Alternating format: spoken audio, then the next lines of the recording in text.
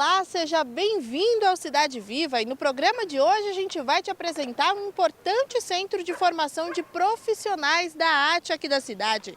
E toda essa história começou aqui na Praça Roosevelt, um importante marco do teatro paulistano. Com vocês no Cidade Viva de hoje, a SP Escola de Teatro.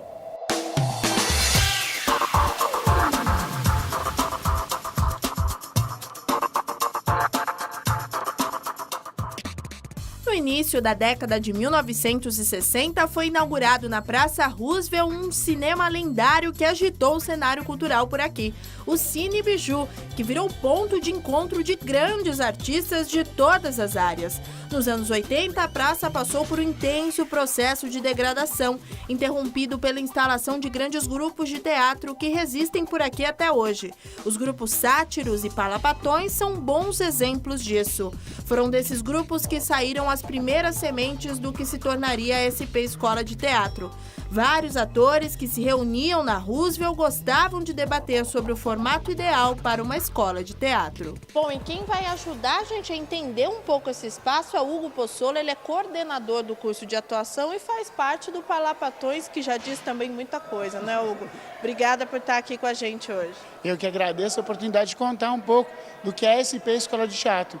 Legal você falar dos Palapatões, porque tem um nascimento aqui da escola, que é quando os sátiros são convidados a estruturar a ideia da escola, convida os Palapatões uma série de outros artistas, o J.C. Serrone, o Raul Teixeira, que trabalhava com Antunes Filho, o Guilherme Bonfante com o Teatro da Vertigem, Marici Salomão com o projeto todo de dramaturgia dramáticas em cenas, enfim, outros artistas. A gente foi se envolvendo e desenvolvendo a escola que a gente gostaria de ter estudado.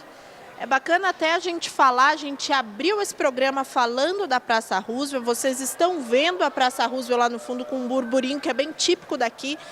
Esse burburinho não é de hoje, esse é um lugar de grande resistência do teatro paulistano e brasileiro, não é, Hugo? Explica um pouco pra gente sobre isso. Sem dúvida, é uma calçada onde a gente tem 6 teatros, pequenos teatros ligados a grupos e que fazem os seus espetáculos e atraem público. Esse era um lugar completamente abandonado do centro de São Paulo e que foi sendo modificado na convivência do teatro e da boemia, com bares também em torno, e que atraiu muita gente. Isso acabou modificando o convívio da praça. As pessoas não saíam, os moradores não saíam à noite porque era um lugar escuro e perigoso. E de repente a praça foi se iluminando até que ela foi reformada e ela ganhou então iluminação. E aí durante a noite inteira tem gente convivendo, tem uma troca de informações e um convívio artístico-cultural muito importante. Isso mudou muito o entorno.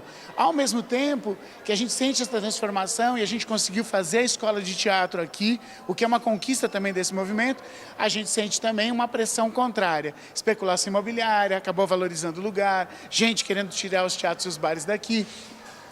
Um respeito que a gente tem que ter com os vizinhos também, por causa do barulho que acontece na praça a noite inteira. Então a gente tem que saber regular isso e manter esse espaço de resistência da arte, da convivência, sem que isso seja um grande problema. Então a gente tem que estar sempre jogando e dialogando para que isso permaneça e tenha continuidade aqui na cidade de São Paulo. Agora, Hugo, desse grupo de resistência de atores, de pessoas de teatro que sonhavam em ter uma escola que atendesse aos padrões que vocês acreditavam, até virar esse prédio, aquele que nós temos no Brás, como é que foi que esse processo aconteceu? Bom, a gente passou 3 anos sentados em torno de uma mesa sonhando. Pelo menos 2 deles sem o menor indicativo de que iria acontecer. Então, nós nos reunimos e começamos a pensar qual seria o modelo, qual era o pensamento pedagógico, qual era a estrutura que a gente gostaria de ter. Percebemos, por exemplo, nos Palapatões, a gente imaginava ter uma escola de palhaços. E aos poucos a gente percebeu que era melhor ter um curso de atuação com ênfase e humor. Então, quando a gente criou o projeto pedagógico, criou 2 cursos, um de atuação e um de humor. Ambos são de atuação, mas o com ênfase no humor possibilita não só a pessoa se desenvolver como palhaço, mas com todas as outras possibilidades que a comédia oferece. Então a gente foi percebendo ao longo das nossas conversas o quanto a gente podia ter um campo de interação desses cursos. Nós temos aqui como um mote da escola, artistas que formam artistas, né? Então o que a escola prioriza prioriza exatamente artistas que estão com a lida com o teatro, que estão fazendo teatro e que gostariam de compartilhar, né, características, formas do seu ofício com pessoas que estão interessadas no teatro. Então a escola surge a partir de um grupo de artistas, né, ligado a uma série de outros teatros de grupos de São Paulo. São Paulo, eu acho que é uma cidade que tem uma característica muito marcante pelo teatro de grupo. E esses artistas oriundos desses grupos, num determinado momento, perceberam que havia em São Paulo uma carência muito grande de profissionais. E principalmente na área de iluminação, de sonoplastia, de cenografia, figurinos e técnicas de palco, né? Então, na origem da escola, nós temos artistas que fazem parte desse movimento de teatro de grupo de São Paulo, como, por exemplo, o Teatro dos Sátiros, como o Teatro dos Parlapatões, como o Teatro Vertigem, né? Que tem, inclusive, uma história muito importante para a própria história do teatro. Então, esse grupo de artistas, antes da escola existir propriamente dito, né? Porque ela passou a ter as atividades, receber os aprendizes em 2010, 3 anos antes, eles se reuniam semanalmente, né? E se reuniam a partir de uma pergunta: que escola nós gostaríamos de ter estudado? Né? Que escola nós gostaríamos de poder ter pensado no nosso ofício e ter nos estruturados para esse trabalho, né? Do projeto de criação da escola em 2005 até a inauguração foram 5 anos de muito trabalho e luta para viabilizar as atividades. Atualmente, a SP Escola de Teatro conta com 2 sedes, Brás e Praça Roosevelt. SP Escola de Teatro, Centro de Formação das Artes do Palco. Então, é a primeira escola que tem como vocação trabalhar com todas as áreas das artes do palco. Isso significa que aqui na escola nós temos 8 cursos voltados para todas essas áreas. Então, são cursos voltados à atuação, voltado à direção de cena, à dramaturgia, à cenografia e figurino, à iluminação, sonoplastia, técnicas de palco e também um curso que tem muito a ver com essa tradição popular brasileira, né, que é o curso de humor, né? Então, o curso de atuação se divide entre os atores e o humorista. Podemos dizer que nós temos quase que uma academia das artes dos palcos, sim. Não é? Uma academia que está o tempo todo provocando a academia, né? Porque para nós aqui o ensino se dá a partir do fazer, né? Das relações e da própria possibilidade de trabalhar com teatro e fazendo teatro, aprendendo como se faz teatro. Então, isso é oposto à academia, porque normalmente a academia elege um conceito para pensar o teatro, para que depois se faça teatro. Aqui não, né? Para nós, nós costumamos dizer que é o teatro que determina quais são as pedagogias que nós devemos trabalhar, quais são as metodologias que nós devemos utilizar para que de fato exista a arte, para que de fato exista a cena. A SP Escola de Teatro oferece 8 cursos regulares em atuação, cenografia e figurino, direção, dramaturgia, humor, iluminação, sonoplastia e técnicas de palco. Fora isso, o espaço de formação também conta com cursos de extensão. Ao todo, 390 aprendizes desenvolvem seus talentos nas artes do palco. E toda essa movimentação ajuda a impulsionar o mercado das artes, que muitas vezes é desvalorizado. Há muito na visão das pessoas que o artista é o diletante, né? Então, é o prazer que move as pessoas para fazer arte, mas você precisa sobreviver do seu trabalho, né? Você precisa criar campo de trabalho, você precisa, de fato, ter parâmetros profissionais para isso acontecer, né? E, tradicionalmente, no Brasil, a arte, ela sempre foi sendo assimilada e desenvolvida na relação com os outros artistas. É muito recente essa questão de pensar a arte dentro de um processo de formação, dentro de perspectivas do que é importante o artista saber e assim por diante. E quando isso aconteceu, surgiu de uma maneira muito conceitual, né? Que distanciou do próprio teatro, do próprio fazer. E a SP, ao contrário, ela vem retomar estas perspectivas, né? Que é no próprio fazer que se aprende o ofício.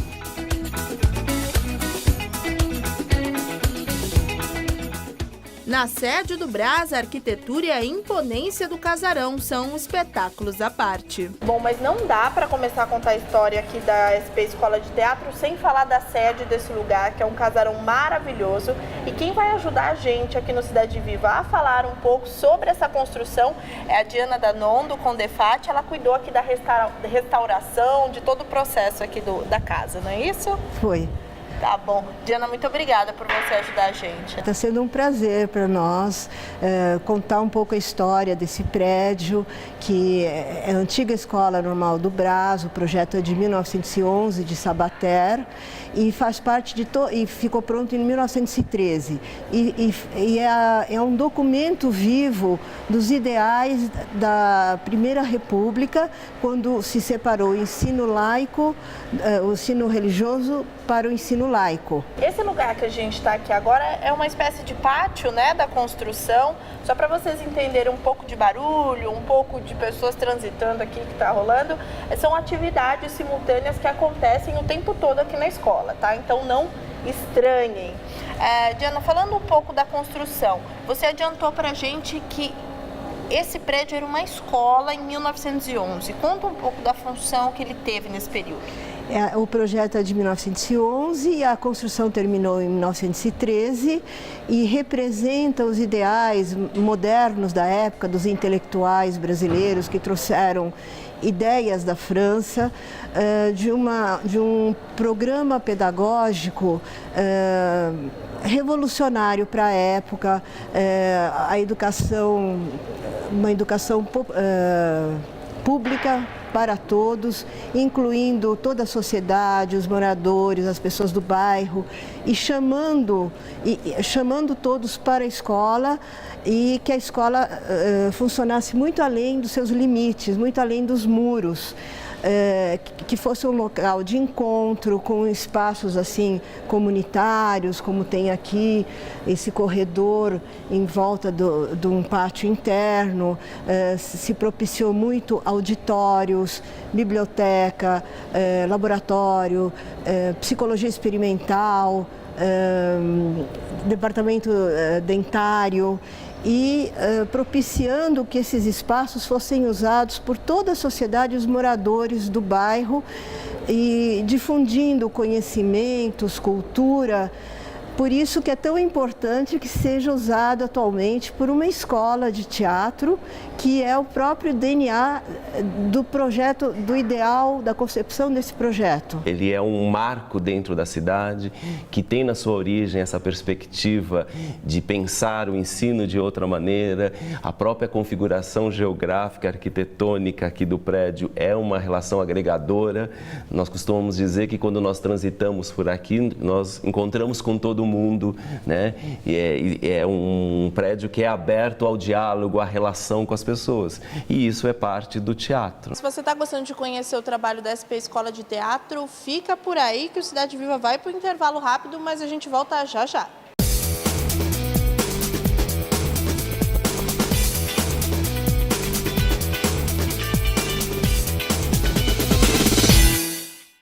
Cidade Viva está de volta hoje te apresentando o trabalho da SP Escola de Teatro.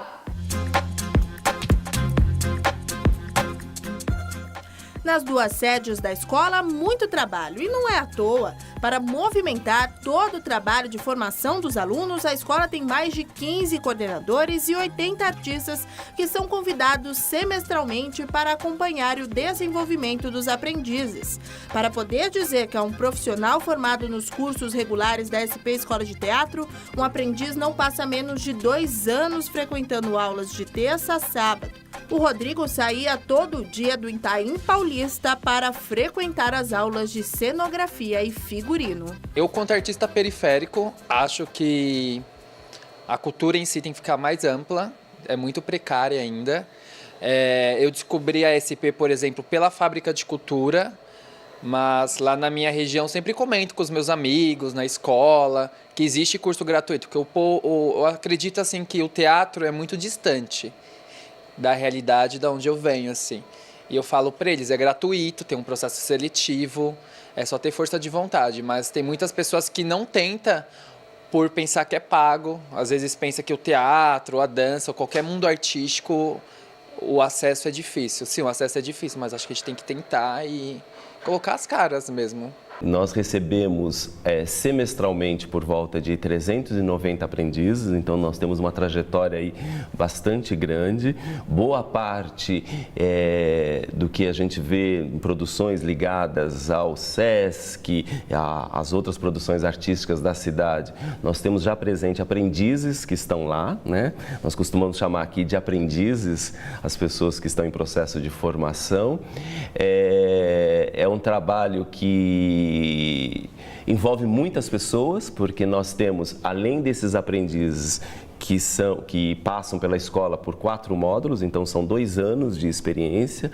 O curso é um curso técnico de 1920 horas, apesar de estar dentro de uma escola livre, né? Ela não está atrelada à Secretaria Estadual da Educação, mas ela tem uma carga horária bastante consistente nesse sentido, por isso que a gente chama que é um curso com características de um curso técnico.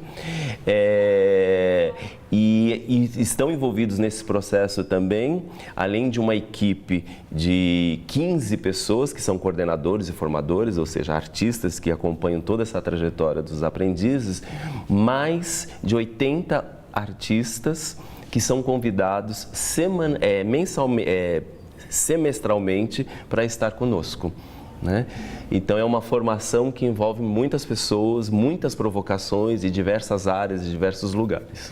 Para impulsionar alunos que saem da periferia em busca de oportunidades no campo das artes, a escola oferece o programa Kairos, que disponibiliza bolsas oportunidade para viabilizar a frequência de alguns aprendizes na escola.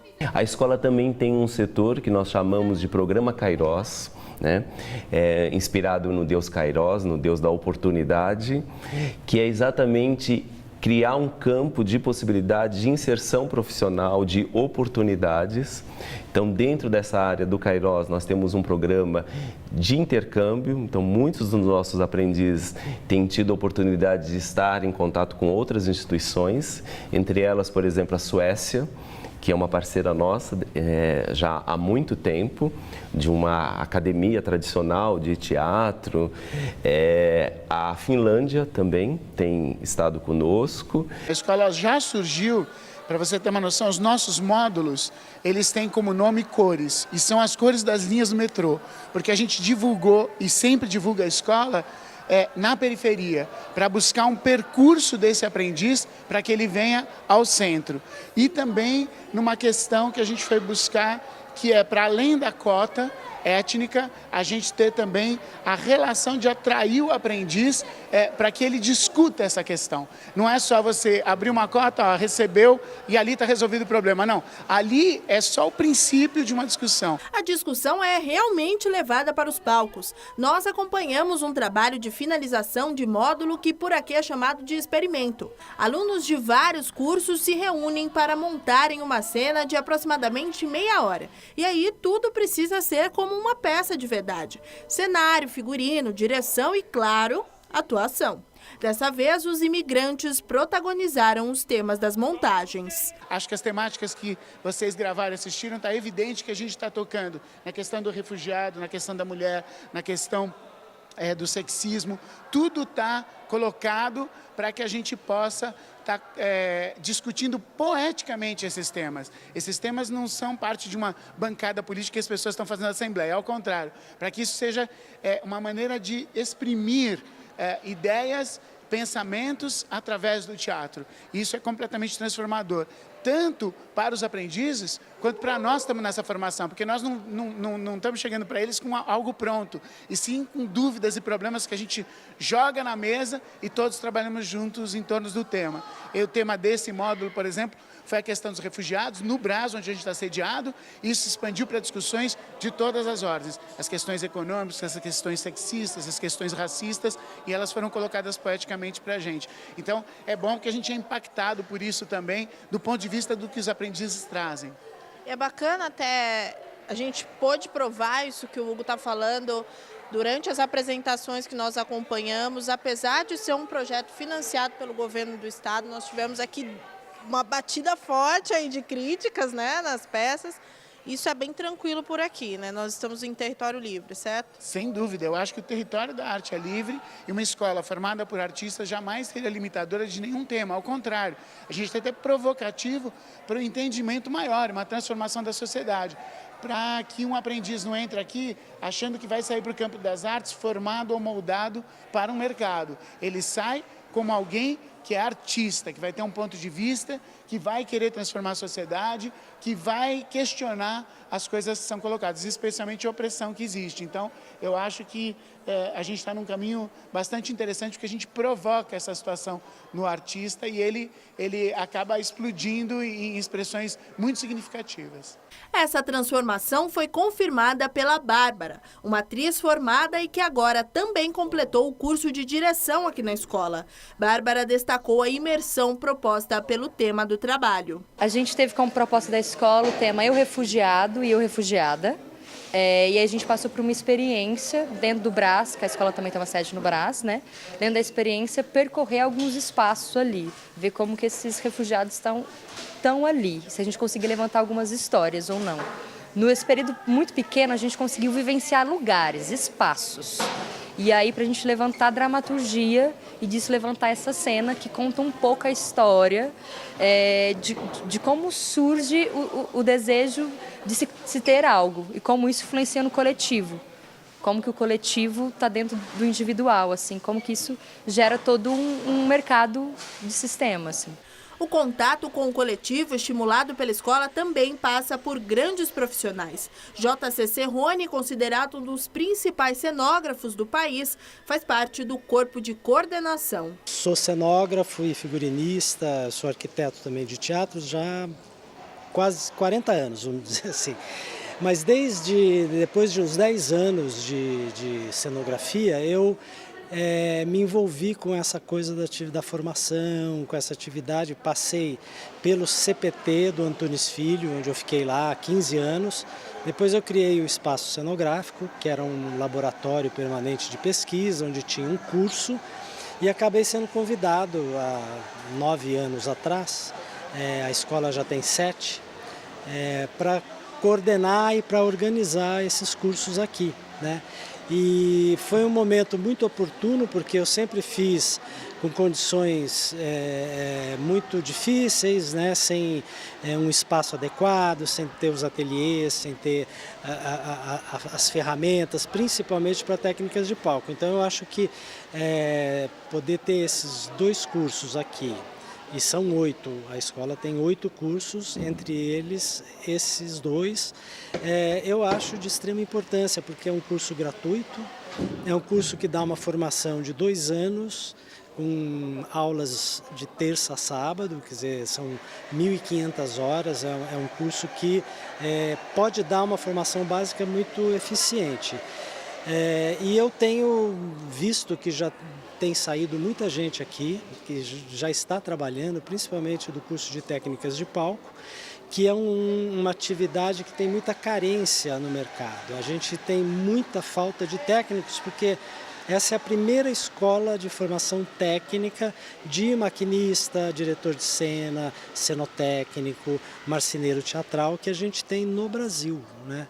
Então eu acho que é uma oportunidade importante para quem está interessado nesse tipo de atividade.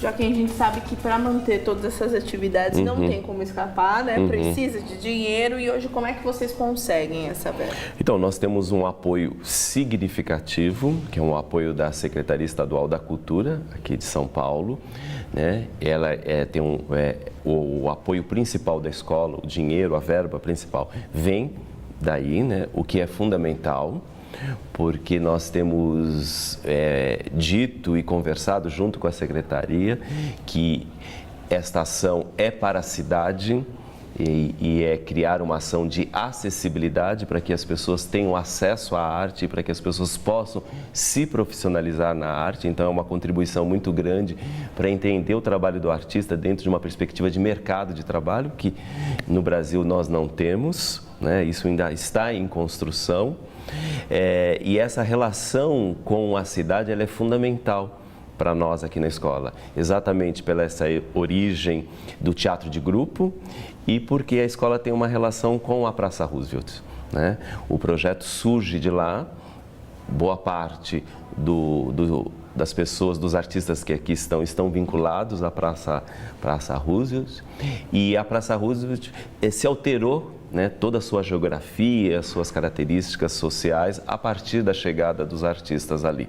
Quem se interessou pelos processos seletivos da SP Escola de Teatro, fique atento. Os cursos regulares abrem processos seletivos semestralmente e os de extensão periodicamente abrem vagas. Mais informações estão disponíveis no site da escola, spescoladeteatro.org.br. Eu espero que você tenha gostado de conhecer o trabalho da SP Escola de Teatro. E se você conhece um lugar bacana aqui de São Paulo, manda sugestão pra gente. Nosso e-mail é tv@câmara.sp.gov.br. Te espero no próximo Cidade Viva. Tchau, tchau.